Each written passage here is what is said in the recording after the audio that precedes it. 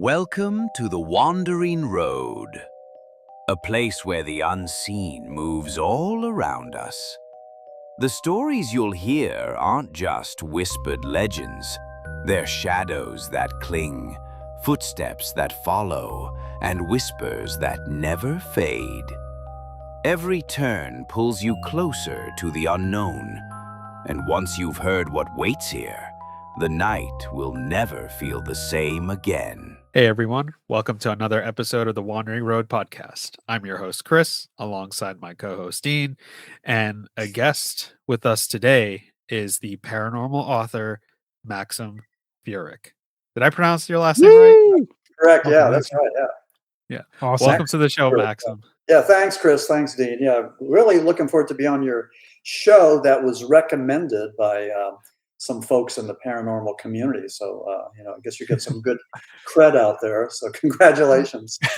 Yeah. If we're all trying to go and further define the scope of the paranormal, and if we're trying to get some respect from the public and also from the scientific community, then I think we need to go and maybe speak the King's English and act professional and use the scientific method and all that. We need to go and up our game and do the best job we can, as opposed to some of these knuckle draggers that I know that can't put together two sentences, and they do nothing good for the field, for the realm of the paranormal, other than going out to the campfire, drinking some beer, drinking whiskey, smoking some dope, and looking for Sasquatch. So that's not good enough. I mean, have some fun, but be serious about it and be respectful. And I think that's probably the key. So and I'm going to get a whole lot of feedback or whatever from some of the boo birds out there. But so you mentioned a variety of different people who kind of occupy this realm of topic, and I wanted to understand from someone who has a deeper bench of knowledge and a longer experience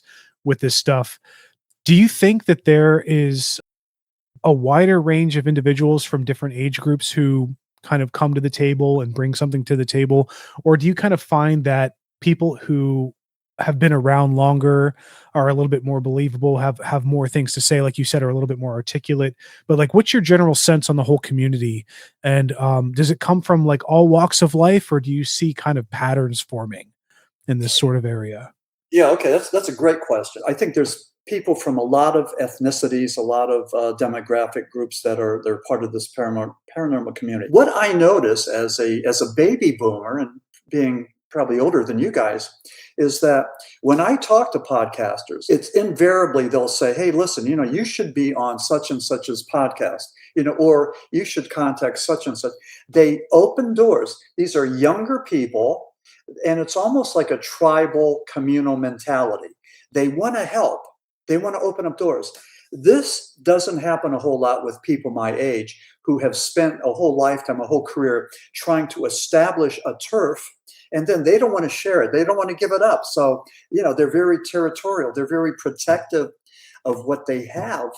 But, I'm a former addictions counselor, and in AA, they say you can't keep it unless you give it away. And I think that what you need to do is we need to go and share, help each other. And, because we're all on a journey. We don't know what the destination is, but I mean, along the way, you meet wonderful people that give you affirmations and they validate you. They just say, all they say is, you're doing a great job. You're heading in the right direction. And that's all we need, just to take it another step. So I think the young people that I've talked to have been just like amazing. And I'm just like, the love, the respect, the tribal mentality, that whole thing. And that's what I'm seeing. And that's what I really, enjoy, conversing some of those folks. So, it's all good, but as far as, I was talking to a couple of guys. The one guy was from Puerto Rico. The other guy was from Jamaica. And we were doing a deep dive into the paranormal. And in Puerto Rico, they have a religion, and it starts with an E, and I'm blocking, like, I want to say esotericism, but that's the wrong one. But it's open to everyone. You're allowed to go there and explain your views and offer your views for the whole community. With their philosophy, all they want you to do is take a look at it rationally and either decide that it's good or it's not. And it's almost like a religion that's using the scientific method, for the philosophy. The other thing they do is they believe in seances and using mediumship, having somebody who could go and contact these spirits, these ghosts, which is just a phenomenal thing because a lot of religions do that. I mean, a lot of the religions believe in an afterlife, believe that there's a way that we could contact these spirits and that they could contact us. So it's just a wondrous, mind-boggling topic that is never ending. And what I present are my ideas and maybe some of my philosophies or my hypotheses, but no one of us has the definitive answer. So, but there's a lot of us that are involved in this community, and that's a good thing. Yeah, I'm so excited to unpack a lot about your experiences and kind of staying in that vein of figuring things out on a broader perspective, to kind of get closer to a truer answer, if that's even possible. Yeah. But to kind of rewind for a second, I do want to emphasize, and we've said this before on the podcast, it goes along in the same vein of what you were saying, with different groups and tribalism in this kind of this topical realm. But I have to say that ever since we started this podcast, almost what, Chris, like 3 years ago now? It's been almost 3 years. We've had well over 100 guests. And every single guest, not even exaggerating, every single one had something to add to the conversation. And they had some kind of perspective that was nuanced or new, or even just drastically different than I ever thought. And it's only added to the broader conversation. Whereas when I first started, I'm like thinking, oh no, if we put out our name and we ask people to come on and it's whoever wants to come on, blah, blah, blah, it's going to be a crap show. But it never turned into that. Like we've either been so crazy lucky, or it's just a reflection of the broader community, but we've only had great guests on, who've added the conversation so far. So I think that kind of speaks to what you were saying earlier. Yeah. And have you had that success because the guests have been able to articulate their message, or because you've been able to go and control that narrative and steer it in the right direction? I would say, Maxim, we allow them to articulate their message. We allow them to get their story across. We don't, or at least we try not to challenge anyone's story or their opinion in a negative way. Like, well, if you want to have a conversation about it, we'll have a conversation about it in a respectful manner. We always say we treat this podcast as kind of like a paranormal safe space. Like, if you have a story and you want to talk about that story, him and I have gone through stuff, we're open to listening. And we're not saying we have the answers. We can tell your ideas.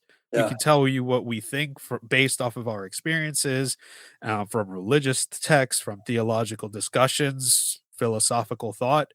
We could go all down all those avenues, but we'll never definitively come out and say this is the answer, because it's you don't know until you die.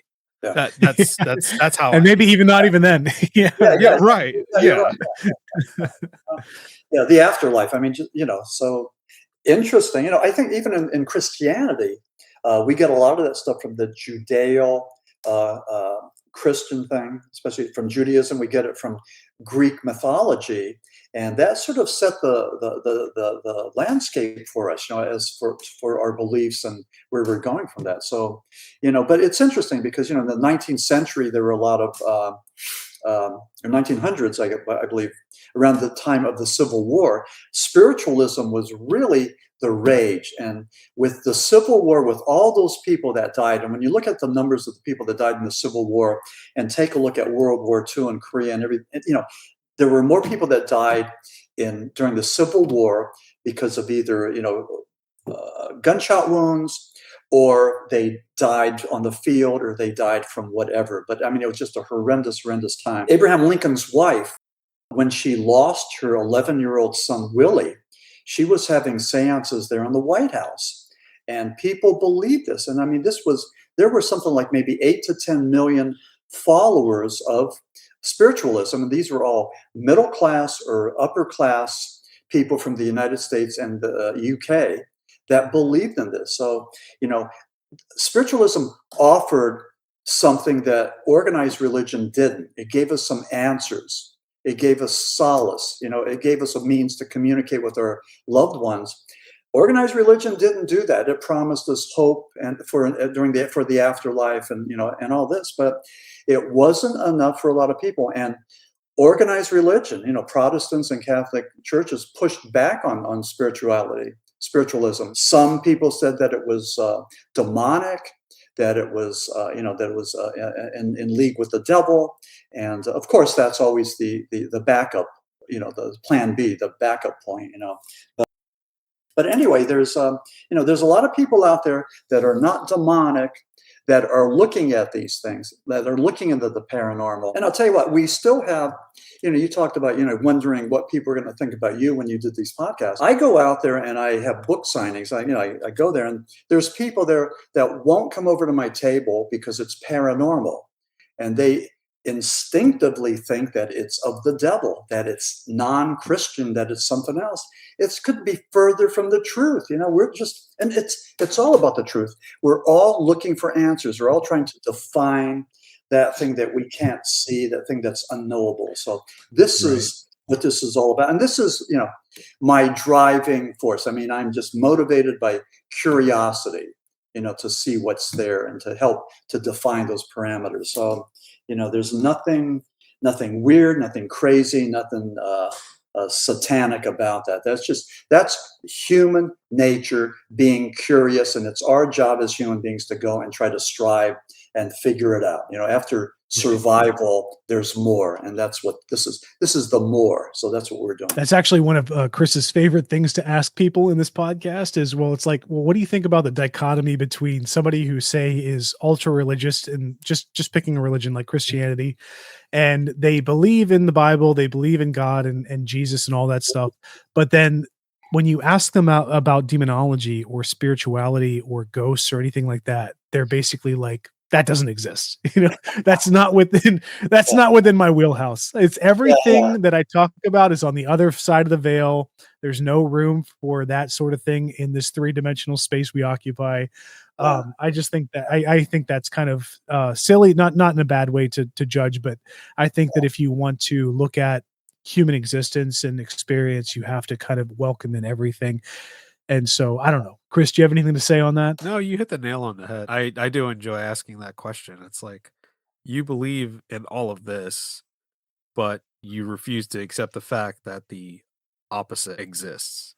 Because if you think about yin and yang, you think about balance. Like, there can't be good without evil. There can't be evil without good. There's always a counterbalance to each side. So I personally believe that, just based off of what I experienced growing up, living in a haunted house. So, some people may not have had those experiences, and that's why they think the way that they think. But I always find it interesting that you bring up the topic of the paranormal, and some people treat you like you're a leper. It's yeah.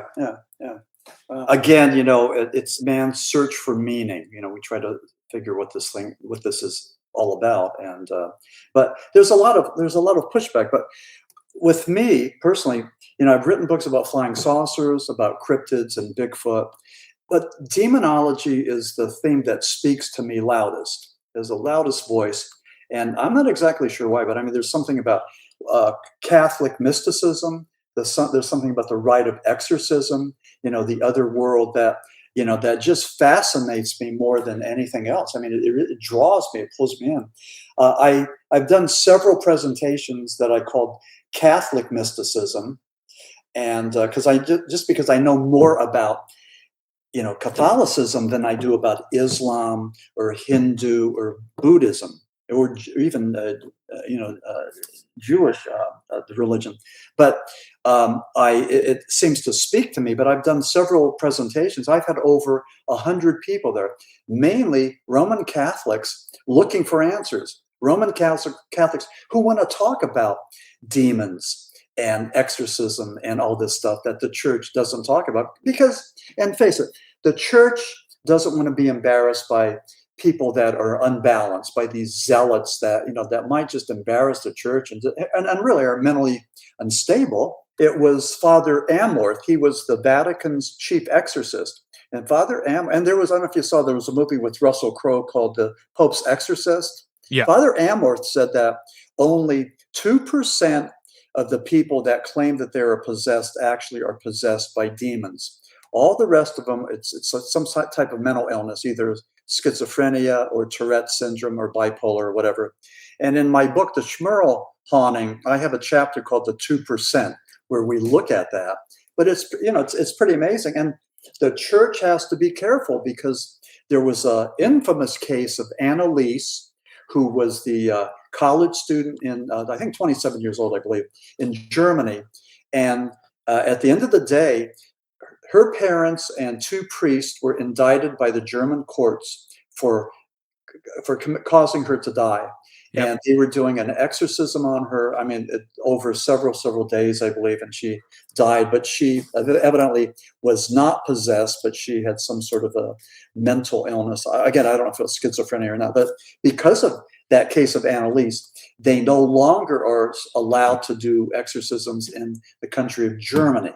Now, whether they do them under the radar or undercover, then that's another story. But they're not able to do that legally. So, and that was the case. So again, I think the Catholic Church is very wary about causing harm with people that may be mentally ill. And also they're very wary about people that are just needy. And I'll give you an example of this. Like every Easter, you have zealots.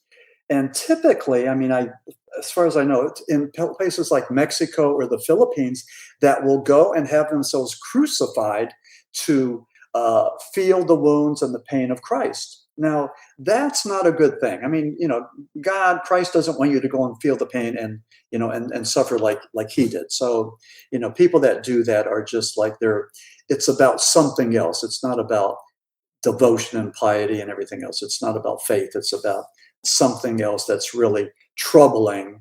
And again, we need to look at this as well. So when you talk about the paranormal, you're talking about psychological factors, you're talking about religious and spiritual factors, and also scientific. It's all the same. We just got to figure out what it is, how to separate it. And I was friends with Dr. Frederick Santee. He was a white witch. He was the high priest for the Coven of the Cata, and that was in northeastern Pennsylvania.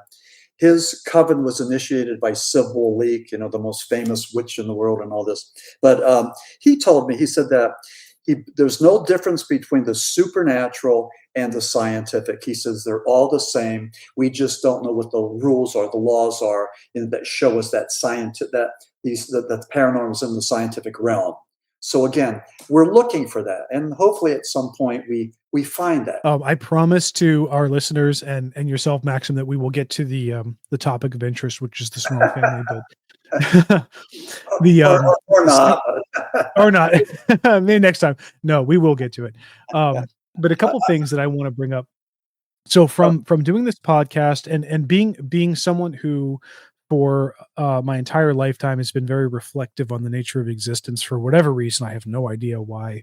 It's always interested me to kind of have those philosophical reflections over the years, to kind of think about what's really going on and all that stuff. Every time somebody brings up some kind of experience that is supernatural, let's say within the realm of Christianity, it has to do with like demonology, my brain immediately pegs to the reflection that there are other bubbles in human experience that occupy different religions. And so like, I can't help but think like, well, okay, you're talking about this crazy detailed experience that touches on Judeo-Christianity maybe, and it's got this demon that is named or whatever, and then these people experiencing this. But then how does that translate into, like you were saying, Judaism or Hinduism or Buddhism or whatever? Like, these are different experiences in humanity. And so is it just translatable across different religions with different names of these entities or beings or experiences? Or is it really kind of like a Tulpa experience where humans kind of create their own experience? And it, I don't know, does that make sense? Like, it's kind of a broader context. That's all. So what's your perspective on that? Well, you just threw like a hand grenade in the chicken coop. But right? Yeah, like whether it's a tulpa or created, by our psychic manifestations. Like for example, the Annabelle doll. It was Annabelle really demonic? Does Annabelle really have demonic energies? Or Robert the doll down in Key West? do these dolls have demonic energies, or is it us humans that project those energies onto these inanimate objects and maybe give them that power? Again, that's a good question, and I don't know, but that's a psychological realm that needs to be explored. Just as we have so much from various religions and mythologies that we have to take a look at. But I know with Christian, or I should say Catholic exorcists, in Islam, Islam seems to have some equivalent things. They have a rite of exorcism, and they believe in people being possessed and all that. So, I'm not a theologian, and my scope is pretty much limited. I'm a former altar boy, Catholic, and I could talk from that perspective. But I try to learn as much as I can. But the thing that I think if you're Catholic, you need to realize that, or Christian, that we're connected to the Jewish culture and tradition and religion, and also, and again, I said this before, but we're connected to Islam, and it's amazing too. And I'll throw this out, that in this world of ours today, that there is so much anti-Semitism and so much anti-Islamophobia, which is just like beyond belief, beyond rationale, because we're all so close. The three religions are just so close in so many different ways, that we find ways to hate each other. And I think all religions talk about demons and talk about ways to go and appease those demons. All religions pretty much talk about the apocalypse and how at the end of times, we're going to go and atone to Jesus Christ or to Allah or whoever. And I think the exception may be Buddhism, that looks at the reincarnation. And from what little I know, I think Buddhism just is gentler, and they look at things as like, it's all good, it's going to be well. Don't worry that at the end you're going to be reincarnated and you're going to learn and become wiser and, go through, I think, the 12 phases, male and female. So, it's all different. But I think by learning about different religions and philosophies just makes us just more sensitive and attuned to that, and also more respectful, because because all of these religions offer us something else. In the year 2000, my wife and I went over to Malaysia, and Malaysia has a wonderful population of Buddhists, Hindus, and Muslims. And we climbed 300 and some steps of the Batu Cave. There was a Hindu thing there. And we would be going to this restaurant when we were there, and the men would be calling the other men to prayer from the mosque, and just like incredibly interesting things, but they all got along. So it was just a wonderful experience that I never had that experience here in the United States or any other place that I've been to. So, you know. Similar vein with my time in Indonesia, which is kind of like, a mirror image of Malaysia. Yeah. But I went to Bali a couple times, and I went to Borobudur, which is a specifically Buddhist monument. Really, it's huge. But like you were saying, the country in Malaysia is, I don't know, I think Malaysia is like Indonesia. It's predominantly Islam, but there is at least a large population of Islam in Malaysia. But Indonesia is like 95% Islam. But Bali was a very special place because you have this area within the center of a Muslim country that is very peaceful and accepting, and of all that great stuff of different religions. And maybe if you go to certain pockets of that country, you might not get the same reflection, because certain religions are very, very stern about accepting other religions. But for the most part, I think that the amalgamation of the different religions in certain areas was really something, like you said, I have never experienced that anywhere else in my life. Yeah. So you really have to get out and experience it to see it for yourself. I think. Yeah. You're right. And everybody needs to get out and hit the road and talk to people and experience things. And, God, just get out of your little hometown and just, find some things. I did want to say something about, we were talking about people opening doors and everything. And I wanted to tell Chris, I know Chris, you're from the Pittsburgh area, but I've written extensively about Chestnut Ridge and Western Pennsylvania, the Kecksburg UFO and, all of that stuff. But I have an article on Chestnut Ridge that's in the latest issue of Fate magazine But a couple of weeks ago, there was a feature article in the Pittsburgh Post-Gazette that's on its last legs. I think May is the last issue. They're looking for a buyer. So if you guys want to get into the publishing business, you might have an opportunity there. But anyway, Marianne Thomas did a feature article about me, a guy that's fascinated by Western Pennsylvania, paranormal guy. So that was a great article and everything. But because of that, I got invited to the Forest City Bigfoot Expo.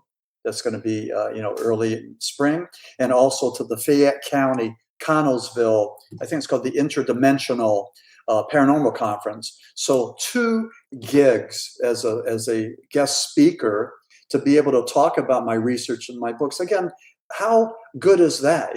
But Pittsburgh, Pennsylvania, with the Pittsburgh Post-Gazette doing that article, and then doors opening up for me. So I just can't believe, some of the good things that are happening. And I'm in Florida right now, but I can't wait to get back to Pennsylvania because we have all these things on the docket that we're going to do. And, so it's exciting. It's exciting for me. So, I just wanted to throw that out. Yeah, that sounds awesome. I've never been to like one of those expos or actually even like a paranormal conference or convention. I've always been meaning to go to one just to check it out, see what it's like. It's June 12th, 13th, and 14th, and that's Marionville. And then the one in August 29th and 30th is Connellsville.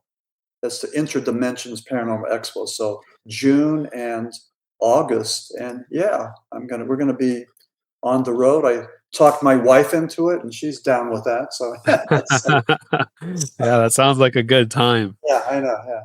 Yeah. And you know what? I think now that you mentioned that and we're talking about Pennsylvania, I think this would be a good time to segue into the Smurl family haunting. And I've always been fascinated by that story. I actually read the book written by Ed and Lorraine. When Dean and I did the episode, we released the episode on that haunting, I think the same day that the movie released, right? Oh, On okay, that Friday. On Good the timing. Friday. Yeah.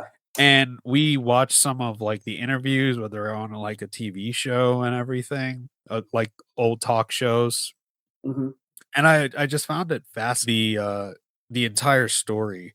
But I'll kick it over to you, Maxim. Like, what drew you to that story in particular, and what were your thoughts? What were your thoughts and your findings about the hauntings? Yeah. Well, first of all, I'm from northeastern Pennsylvania. So West Pittston, Pennsylvania, where the Smurl Haunting took place, was about 30 minutes from where I live in Luzerne County.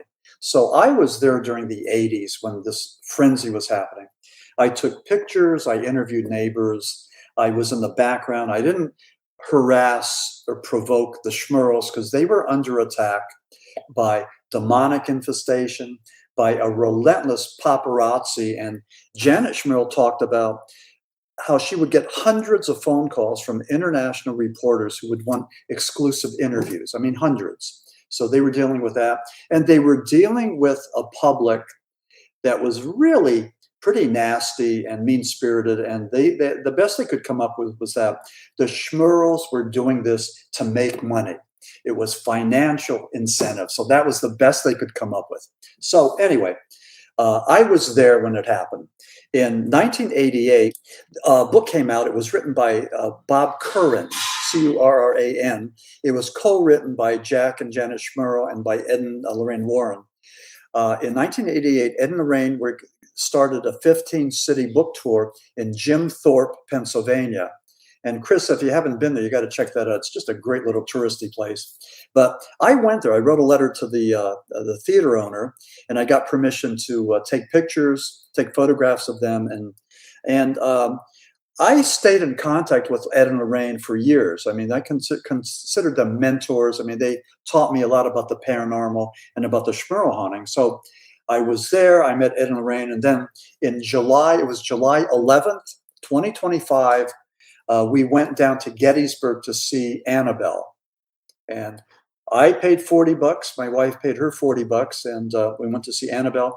I met Dan Rivera, and Dan Rivera was the chief handler of Annabelle. He was a former Methodist that converted to Catholicism. And all those guys were talking about God and Jesus Christ and the power of the Lord. And, the power of Satan is great, but the power of Lord is greater. And I had a nice chat with Dan Rivera. And this was on Friday 11th. He agreed to do an interview with me, a phone interview on Monday, July the 14th, when he went back to Connecticut. And I got a phone call from a friend of mine say, "Hey, did you hear about that paranormal investigator in Gettysburg?" I said, "No, what?" He said, "Yeah, he died." So I Googled it, and here was Dan Rivera. I talked to Dan Rivera 2 days before he died. And some of the reporters that interviewed me said I was the last or one of the last paranormal guys to talk to him before he died. But the what was pretty controversial was the coroner said it was probably a heart attack because he had cardiac issues. But other people that you talk to, like Chris McConnell, I believe, Edna Rain's grandson, believed that it was Annabelle.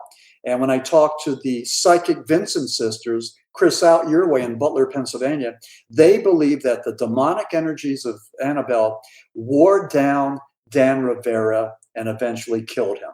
So that's what they said. Now, there's a battle going on. There's a whole lot of different schools of thought. And I know even with the people from the New England Society for Psychic Research, I had somebody on Facebook or someplace say that I was capitalizing on Dan Rivera's death, and I was, celebrating his death, which couldn't be further from the truth. I was just reporting what I saw, and I had countless conversations with my publisher as to whether or not I should include that chapter, the death of Dan Rivera, in my book, and we decided that yes, that we needed to do that.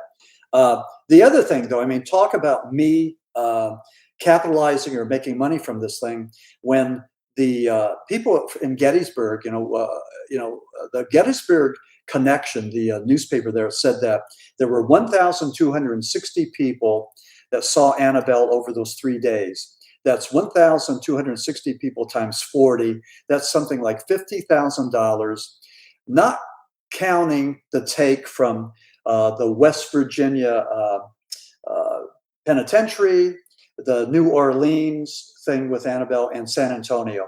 4 gigs, close to $200,000 that they brought in.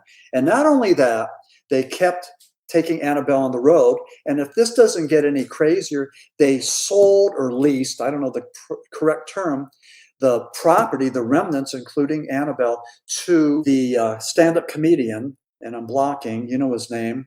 He's purchased the property and the house. The thing about taking Annabelle on the road, Lorraine Warren wanted Annabelle to stay there in the Monroe Occult Museum in Monroe, Connecticut. She wanted to be kept there under lock and key. And when I saw her, I saw Annabelle in Gettysburg, but Annabelle was housed in a wooden box that had the Lord's Prayer affixed to the back. It had crosses on it. It was had holy water and holy oil infused into the wood, and just it was supposed to have a priest there at all times, but Father Bob, who was supposed to be there, the protector, was not there. And what they told me was that Father Bob was down in South America. Taking Annabelle on the road was was all about financial consideration. And again, with those 4 cities, $200,000, give or take. So, and to continue to take Annabelle around, for money, pay for play, was, it's just like, I think it was just irresponsible. But that's my theory. We all know about dark tourism, where it's $1 billion industry, where people will pay to see Annabelle, or they'll pay to go to see Alcatraz rather than the Liberty Bell, and all that. So there's a real fascination in these occult things, these paranormal things, and people will pay money, to see those or experience them. So, and Annabelle is just one of those. So one thing you said earlier, Maxim, coming back to the Smurls, you said that you were around the area at the time. You talked to neighbors, Right. you interviewed people, took pictures. The consensus among the neighbors, did people believe them, or did they kind of think it was just a money thing? That was kind of It's funny because in the local newspapers in northeastern Pennsylvania, pretty much, I think the majority of the articles there were anti-Smurl. They didn't believe them. They talked about Janet Smurl going to the West Pittston Library, looking up things about demonology. Well, I mean, don't you do that? I mean, like, if you were sexually abused, don't you research that to try to figure it out? Don't you go and look for help for therapy? I mean, that's what she was doing. But the local newspapers really bashed them, and they said that it was, they were making money from it. They probably did make a couple of bucks from the haunting book.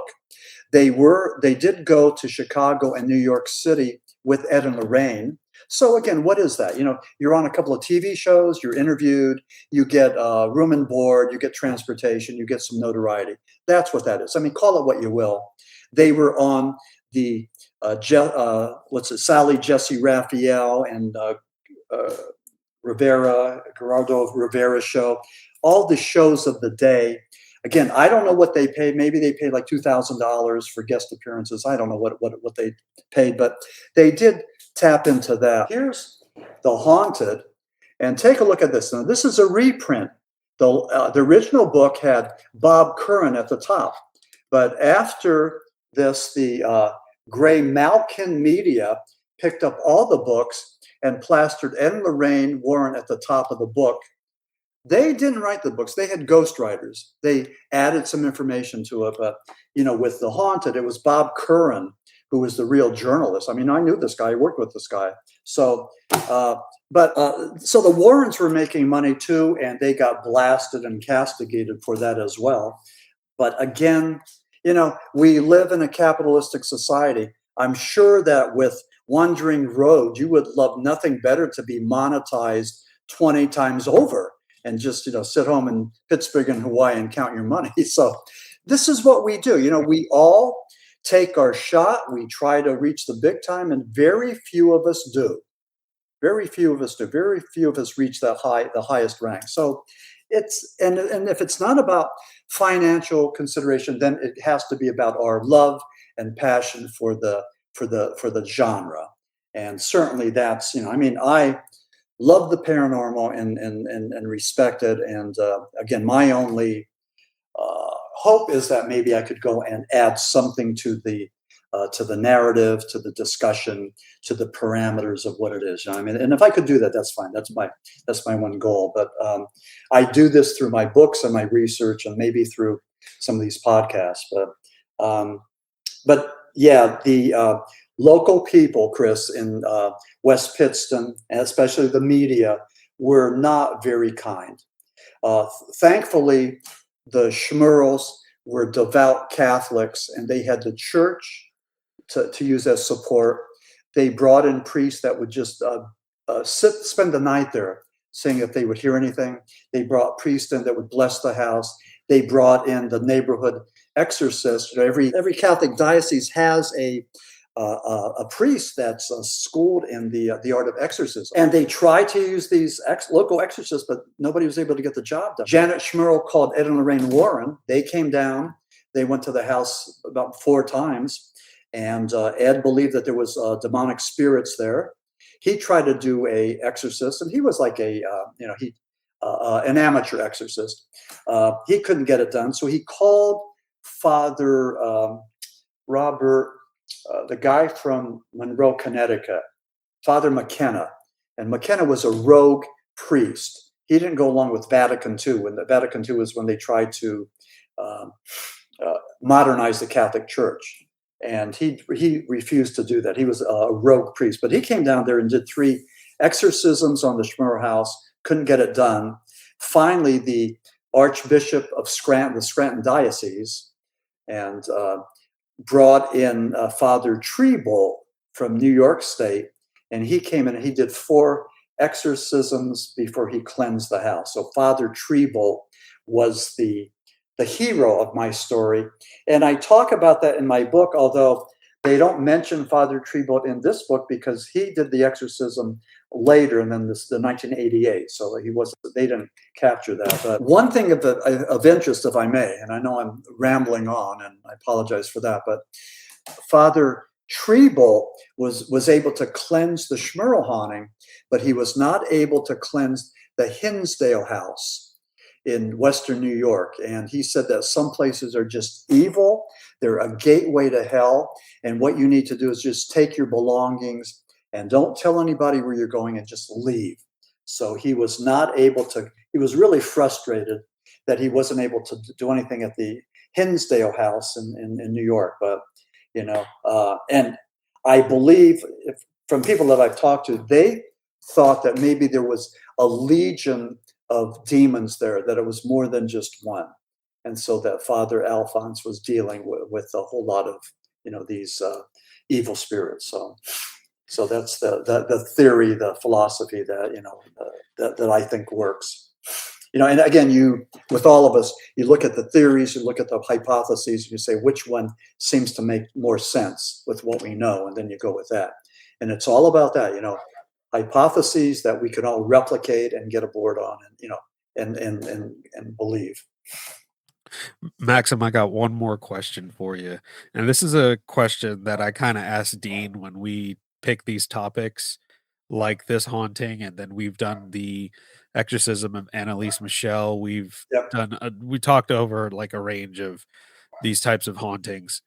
In your personal opinion, what do you honestly think was going on within that home? Based off of the people you spoke to, right, your contact with the Warrens. Right. I'm not sure if you mentioned that if you talked to the Smurls themselves. I did not. No, I refused to knock on their door. Again, they were under attack from a lot of different forces. I did it out of respect. In retrospect, and again, their story was widely known, not only in The Haunted, but in all those TV talk shows that they've been on. They were on everything. I mean, they spilled their guts. They told it. The thing that makes the Smurl haunting different than Amityville and Hinsdale and the Damned Wells house, and I compare and contrast these haunted houses in my book, The Smurl Haunting. The thing that makes the Smurl haunting different is that it was personal. Jack Smurl was attacked and raped by a female demon, a succubus. Janet Smurl was attacked by a demon. That didn't happen in these other places. I believe, again, my theory is the reason they were attacked was because they were devout Christians. They had a target on their back. And I believe that the devil, whoever, scores more points by bringing down somebody who has devoted their life to the Bible and the Lord and Christianity. So I think that was why they were attacked. And I've been asked countless times, well, why the Smurls, out of all the Catholics in West Pittston, Pennsylvania, why did the demon pick on the Smurls? And I don't know. I mean, I don't have a direct link to the devil. I don't dance with the devil. I don't know how the devil thinks, but this is the way I think it works. Some of this in the paranormal, just like in the scientific community, some of it is random, and it just happens. And there may not be a cause and effect. It just happens. It's like when you look at different places, and I know, like I've heard this about Western Pennsylvania, I've heard about Northeastern Pennsylvania, that there's clusters of a certain kind of lung cancer, say in Northeastern Pennsylvania. And it happens because of the coal industry.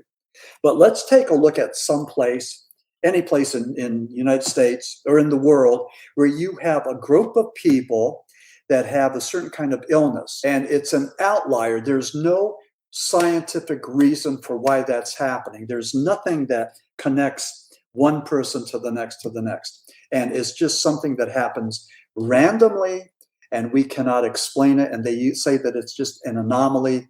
It's an outlier. It just happens, but we don't know why. So it just happens. So, in the realm of the paranormal, a lot of these things just happen and we don't know why. So that's, God, that's probably for a lot of things, that's the best that we got. Okay, Maxim, this has been phenomenal. And I have to say, to wrap it up home, that you have been one of the most astute, academically minded, very just and Chris and I need this, right? So like Chris and I, we're nerds in the sense that we went all the way from undergrad to grad school. We got our masters and stuff like that. And like that is like in the deepest heart of ourselves, like we are nerds and we like that kind of level of academic conversation. We don't really get it anymore. So you are definitely a rose in that sense. And all of your experiences. Thank you. I mean, I really appreciate that. That's great to hear. So for your listeners, my name is Maxim Furek. I'm a paranormal author, and my website is www.maximfurek.com. And you could see all of my 9 books. And if you're interested in a autographed copy, you could contact me there through the website. And I would ask this though: if anybody would be kind enough to purchase any of my books, please leave a review on Amazon. It's the holy grail. It's what we need. It's the gold standard. I mean, it's just like as you're looking for likes and clicks, and all that on your road to being monetized. I mean, we're looking for the same thing. It just shows the world that, hey, somebody's reading this guy's book, so it's all pretty cool. So I really appreciate the podcast and, the direction and all that. So thank you for letting me, just talk. Yeah.